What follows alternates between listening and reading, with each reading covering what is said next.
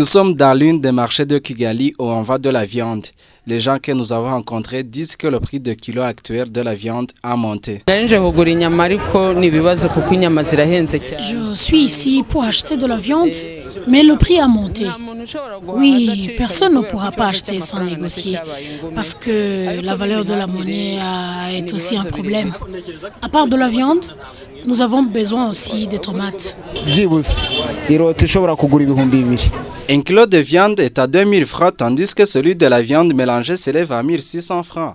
La vendeuse de viande de la coopérative des vendeurs de viande de Nyabugogo Kovevinya, en sigle, avec 20 ans d'expérience dans ce métier, nous parle de la montée du prix de la viande et due aux éleveurs qui s'attachent au bétail, procurant du lait plus que de la viande.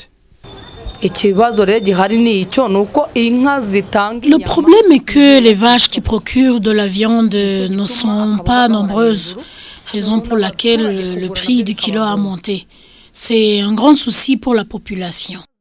Jusqu'ici, le ministère rwandais de l'Agriculture et de l'Élevage, en collaboration avec les chercheurs en élevage en provenance du Corée du Sud, sont en formation pour voir ensemble quel type d'animaux domestiques donnerait un grand nombre de viande en quantité.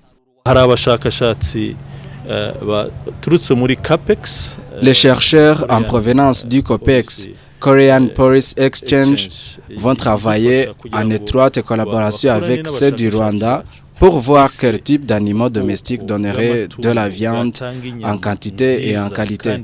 Normalement, la récolte de viande au Rwanda est de 86 000 tonnes par an, mais notre objectif principal est d'augmenter cette récolte et aller jusqu'à 410 000 tonnes en 2017.